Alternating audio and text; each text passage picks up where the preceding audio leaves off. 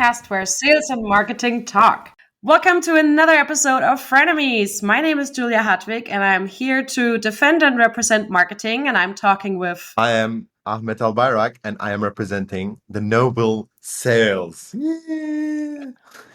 I always like your energy when you're introducing yourself. I'm always like marketing, and you always do a fun noise. You're always like, woo! The gift that I sent you before, it's like I made $9 million sales and I have 3 ebook downloads. That's the difference, that's why I'm always energetic because we do some real stuff for the companies. Yeah, sure. Okay. Okay, this is the end of the show, It's Yeah, yes. And this is how we end it. Yeah, it's the last episode. No, but today we want to play Buzzword Bingo. And what it means is each of us has written down 9 buzzwords of marketing or sales. And the person who gets the first row right wins. And whenever a buzzword gets named, the other person has to define that buzzword in one sentence. Right. Okay. Well, then let's get this going. Do you want to hit up with the first buzzword? Yes. First buzzword would be, I would say, I think, the sales don't have a lot of buzzwords compared to marketing. So I would go with, it's like cold calling. Oh no, in the previous version I had cold calling written down and then I cut it out for another buzzword. God damn it. Okay.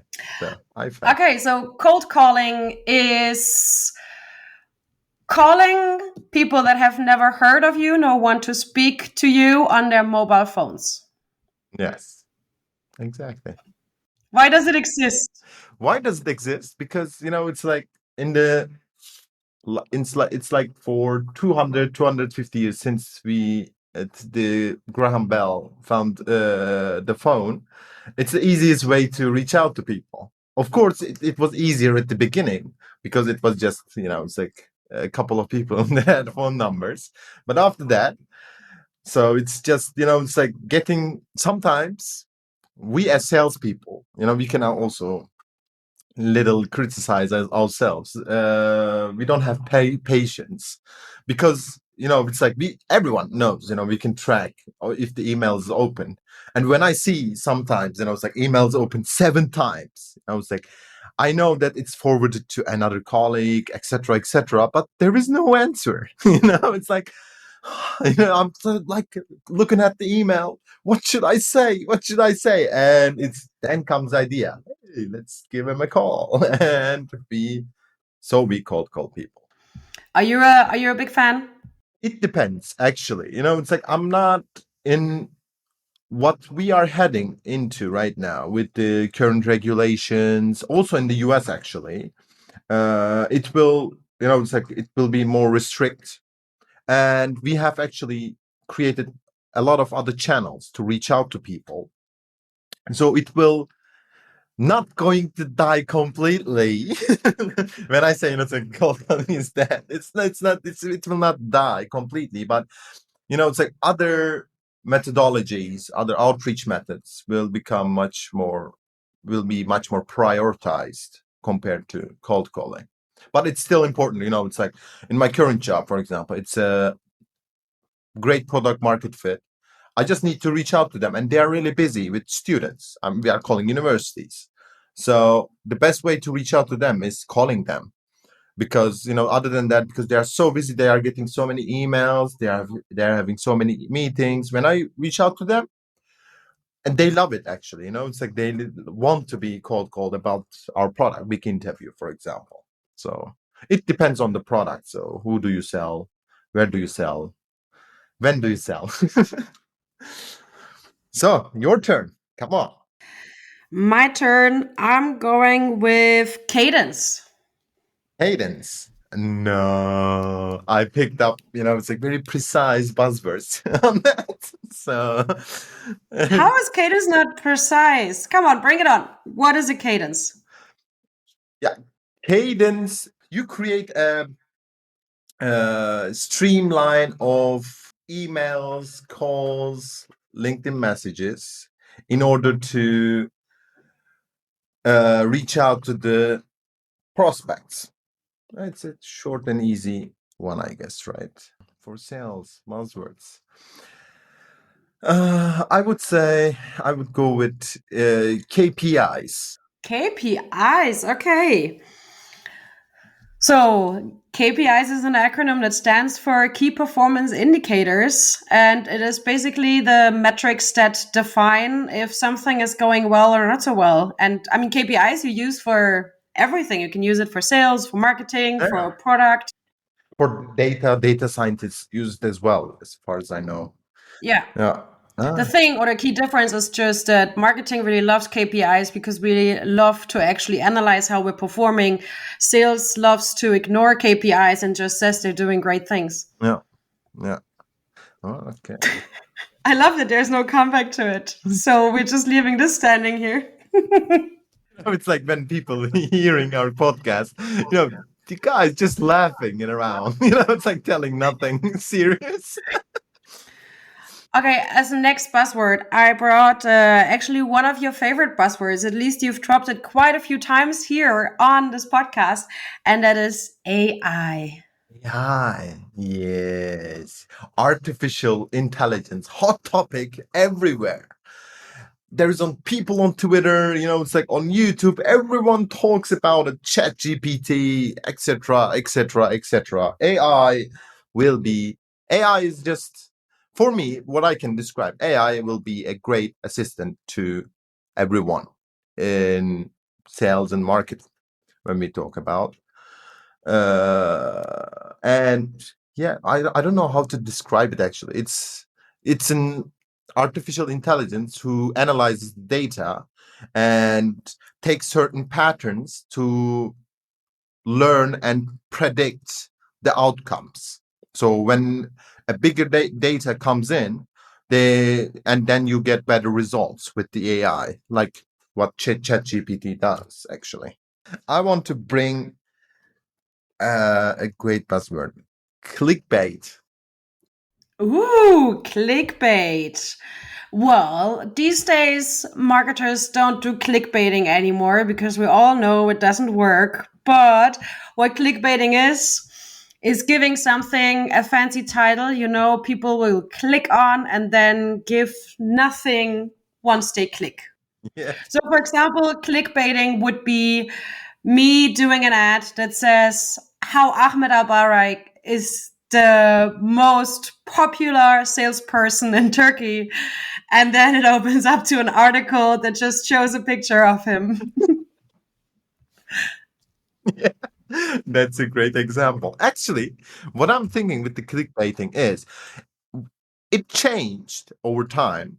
Clickbaiting changed into something like you give people what they want, but you want to show as a result. It's like page visit. He stayed for the let's for example for a blog post, 10 useful websites for design. I don't know, you're one of them. So you get people into it. And it's like there are one because it's so you have to pay this, you have to pay that with that tool. It's good, but it has this, it lacks of this feature, etc., etc. And at the last stage, you bring yourself up. Hey, our tool is designed for this, and you can try it for free. When I want to search for something, oh god, there are tons of blog posts. Everything's like how to the best, 36 websites, 36 tools, 21. There are some magical numbers around it, and they give some brief information, not too deep, and with up to other tools, and they give just a whole pile of information about themselves. I feel like I was just like clickbaited into the content, into the website. But I completely agree. I think our viewpoint on what clickbaiting is has changed Yeah. over the years. But I think that's exactly what you just described. What makes the difference between like a clickbaiting blog post and high quality content? Because the clickbaiting gives you not actually the level of information you're looking for. It's very like, on the surface and a few bytes, but not really what you're probably interested. Yeah. Where the high quality content gives you actually the depth of information you're looking for. And I mean, that's also where the entire intent comes in, right? because considering when somebody searches for design tools and what factors decide what is a great design tool, or I don't know, benefits of design tools, is very different level of intent. And yeah, I mean, that has changed. Yeah, exactly. So, your turn. Yes, my turn. Qualification. Qualification.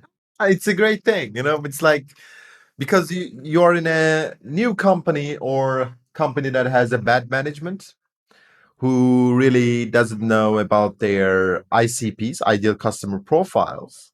And you just, it's like, or you have a little knowledge about your ICP, and you call them and you bait them with questions to try to find out if they are really ready to buy your product. So, because it's also, it's like, it's not for all cases actually, because in some cases that only, it's like, researchers show that only 3% of your potential customers are ready to buy, or but the 3% stay. So you are trying to find this 3%. So you have to really get into it and ask the right questions, but without, it's like, people don't get like, it's not like an interrogation, of course, it's like, it's like, hey, are you ready? Do you have a budget? Hey, you have money, I want money from you. Not like this. So, it's like more in a smooth way to communicate in a well manner, to get the right information for yourself, for your own business. But to be honest, because I've just, I've been a buyer in the past like month of solutions, and obviously I'm a horrible buyer because I know the process, right? I know how it's going. Like, so, I overanalyze obviously, and I'm having a lot of fun being a buyer, making these experiences as well of like, oh, this is how they do it, and oh, I guess now I'm in qualification and now I'm there. Yeah. But what I noticed in like the qualification part, I mean, as you said, with the smooth way, like that is the ideal. But what I experience is not very smooth. Like, Yeah. you're ready to buy or to test, sign up for a demo. And then the first thing that happens is a qualification call that is literally for you as a buyer, there's nothing in it. What No. you get asked is just like exactly as you said. How many people are you? Do you have budget? Are you ready to like buy tomorrow? Is your budget high enough for our Yeah. solution? Yeah. Where it's like, okay, and where is the part where I get something out of this? I No. mean, you just took time from me. Where is information that I get, or something? No. Where I was a bit disappointed in, how this is run and done.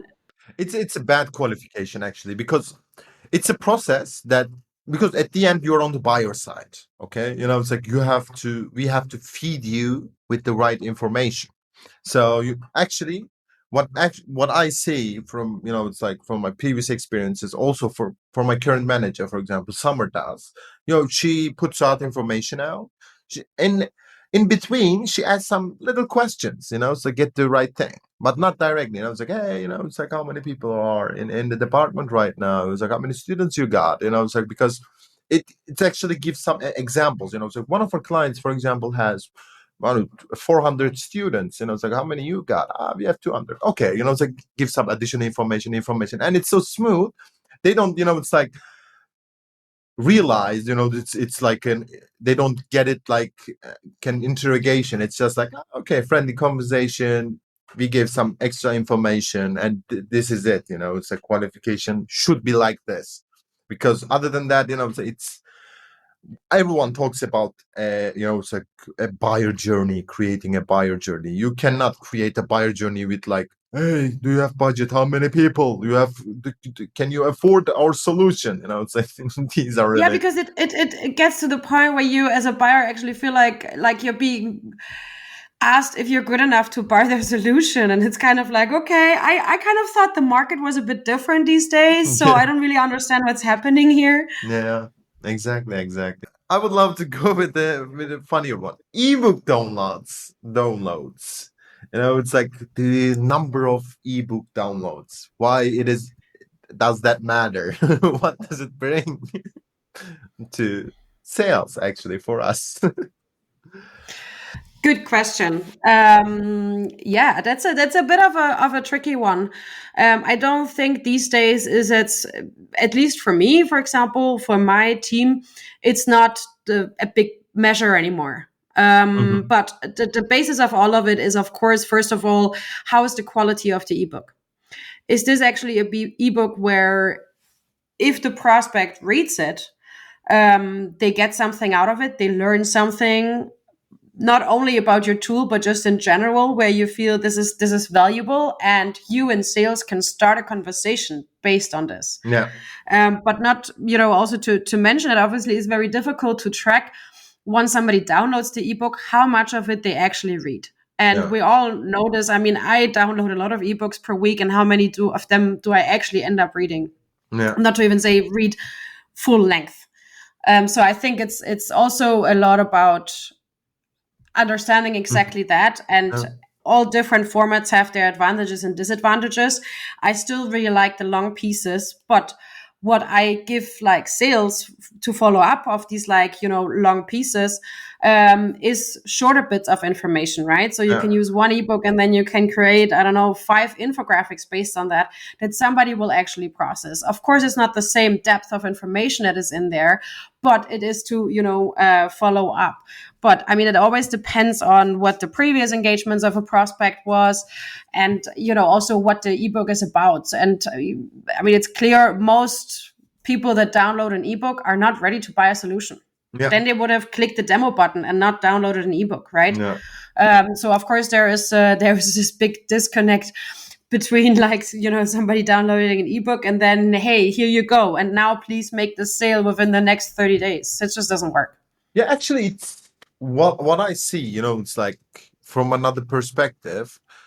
When ebooks, when you can create as a marketer a great ebook that can prepare the fundamentals. It's like you have to structure the thinking of your potential buyer. It's like when with a good ebook, you can just lay the ground like a building something. It's like you create great fundamentals.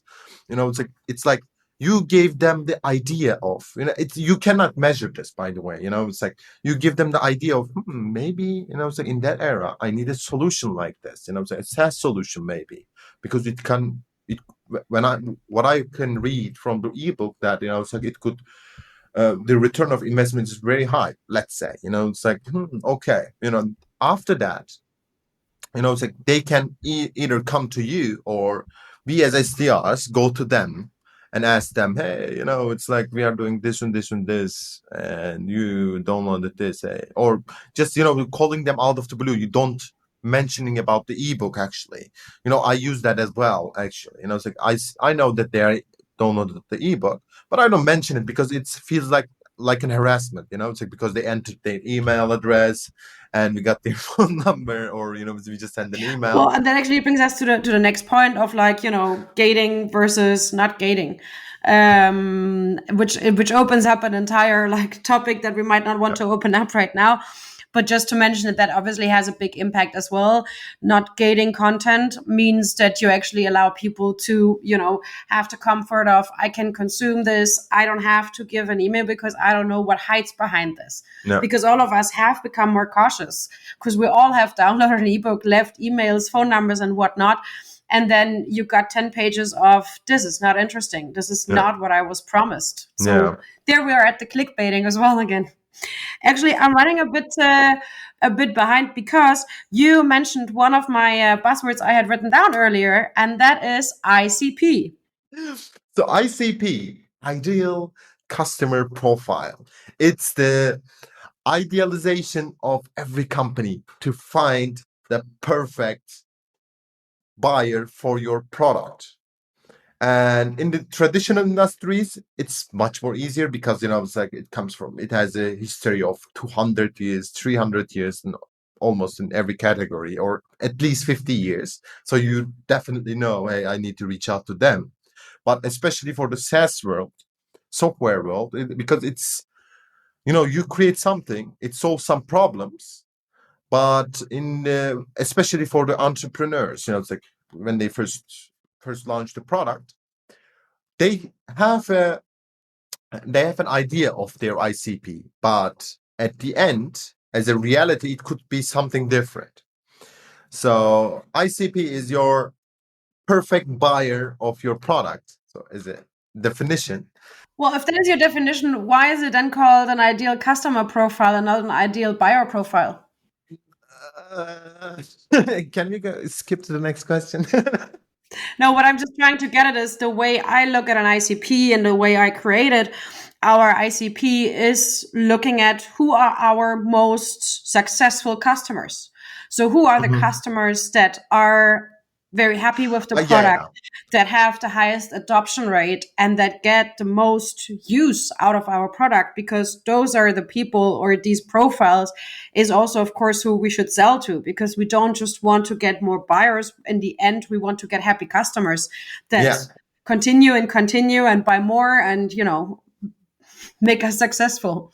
Yeah, I just mentioned about the fundamental. Of course, at the end, so in a later stages, it's that you analyze your current customers, and you just say, hey, it's like I can sell to this region, to that persona, would be great for us. So, it's like it's our ICP. So let's reach out to sales perspective. Let's reach out to that personas in those countries, so we can get them as well and get more MRR or ARR at the end.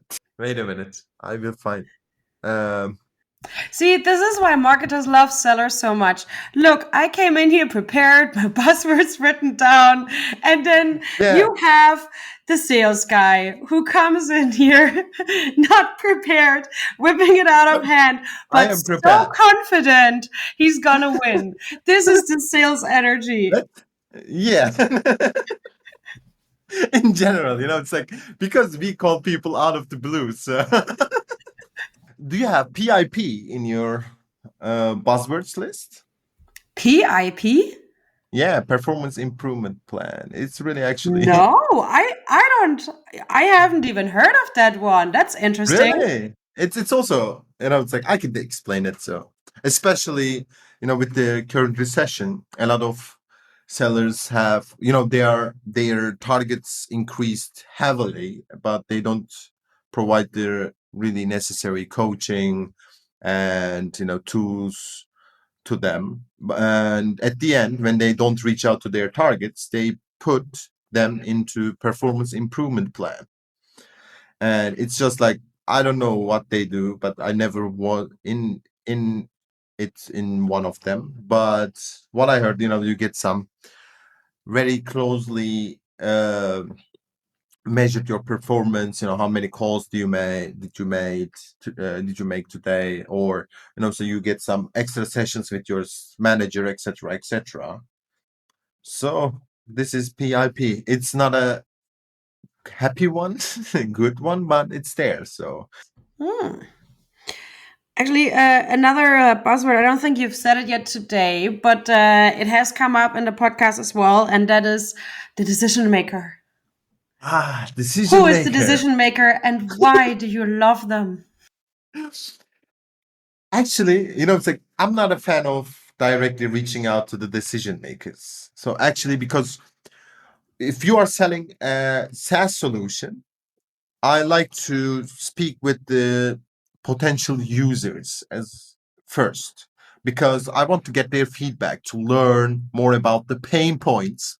Maybe it's in one of your list, in your list. So I like to learn more about the pain points. So I first contact the user actually in general. But at the end, so every tribe has a leader. So every company has a decision maker. So that's why it's important to it seemed to be important to reach out to them first, because they make the final decision. Especially, it's like in it's actually really hard in the enterprise level, or in also in mid market, but it's essential at the end, because without their consent they will not sign the contract. So you need to reach out to them first. So that's why we are aiming the decision makers. very unusual for a sales guy, but I think you forgot one big point with the decision maker, and that's that he or she has the money. Yes. Budget, budget, budget is important.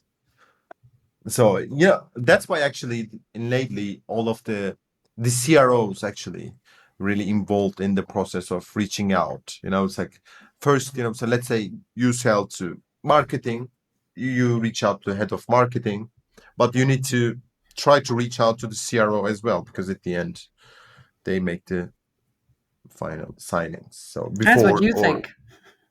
ah we as marketing we have to saying what we about our budget.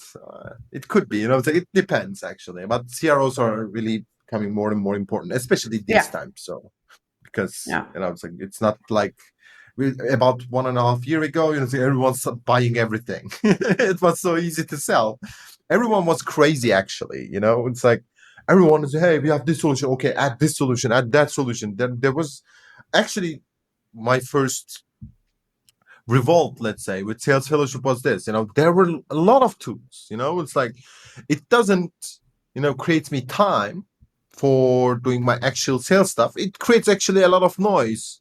It's like I need to put this into CRM. Then we have the sales engagement tool, and with the sales engagement tool we have this another tool with the call recordings.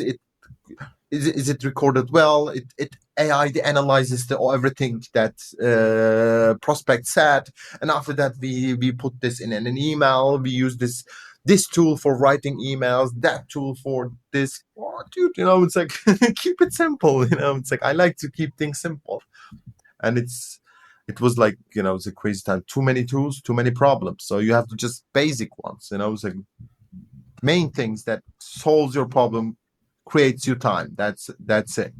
Okay, okay. Growth hacking. I would love to hear from you. Ooh, yes.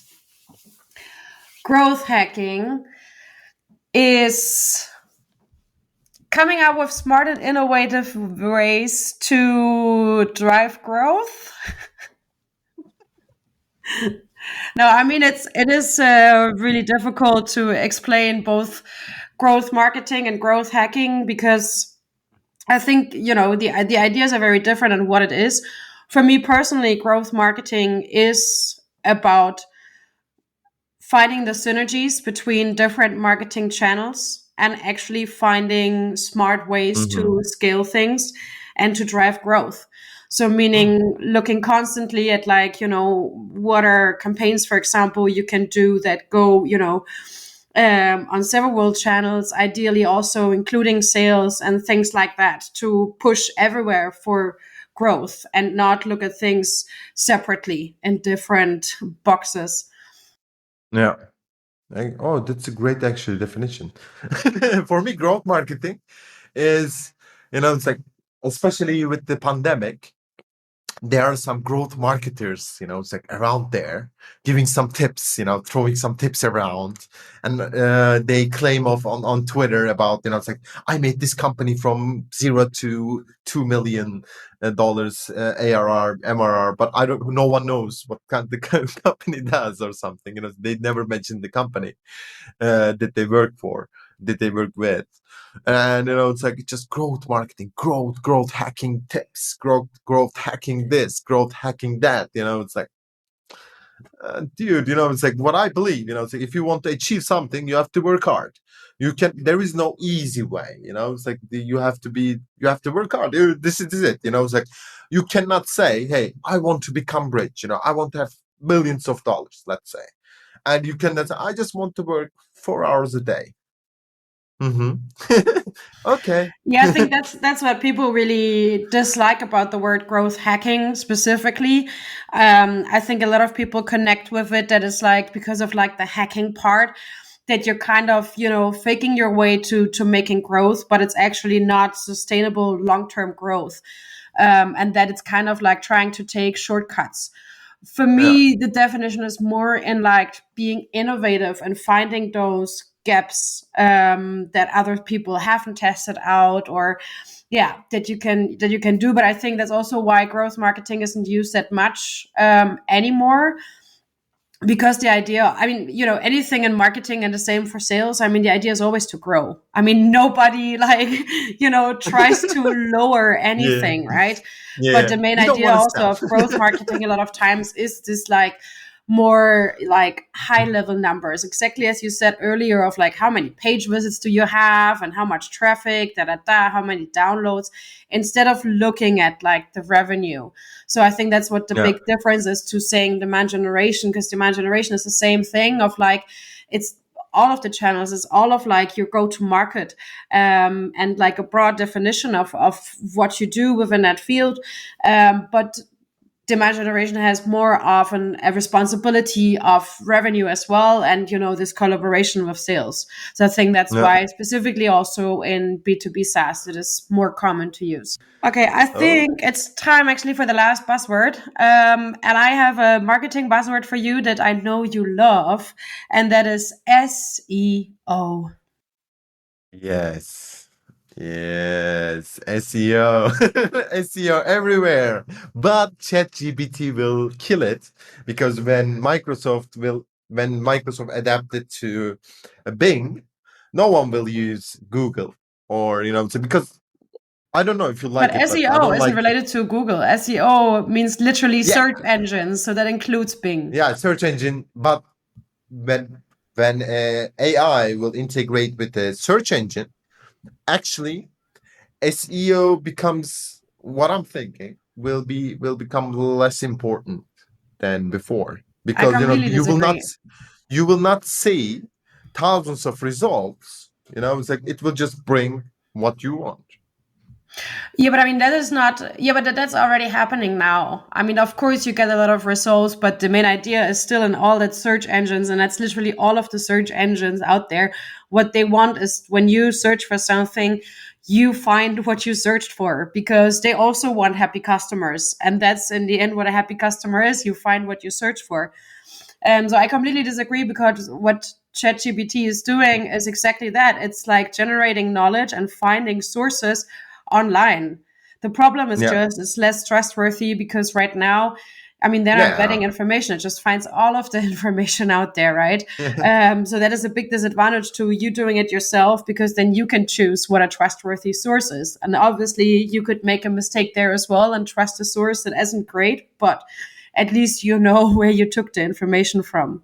But one thing I just want to point out is that SEO has a lot to do also with user friendliness and how easy it is to yeah. navigate a Mobile website, and a optimization. lot of these factors. And yeah, so just to keep Yeah. that in mind. Yeah, of course, of course. I forget with that part. Actually, what I realized, so lately from Google, when I enter something, when I search for something, I cannot find it. Actually, YouTube became better source for Well, finding actually, I things. think, have you tried TikTok? TikTok might be the solution to your problem. I mean, TikTok is one of the biggest search engines by now, so maybe on TikTok there are the right Oh, answers. I don't like the distraction that TikTok creates. It's like when you get into the hole, you just keep scrolling. I don't like that. That's why I don't have an account. I downloaded the app to check. It's like if I can create content for that as well, then so I entered the app. So no, I will not follow the trend. So I Okay, cannot. so we're closing this episode having discussed a lot of buzzwords and having made the decision that you won't find us on TikTok. Yeah, yeah. You will not find us on TikTok. Never. And after 1 week, we are on TikTok. Maybe we'll change it. No one knows. Yes, so dear listeners and viewers, I guess you have to stay tuned to find out if we will ever be on TikTok or not. For now, thanks for listening. I think we all became very clear that I won.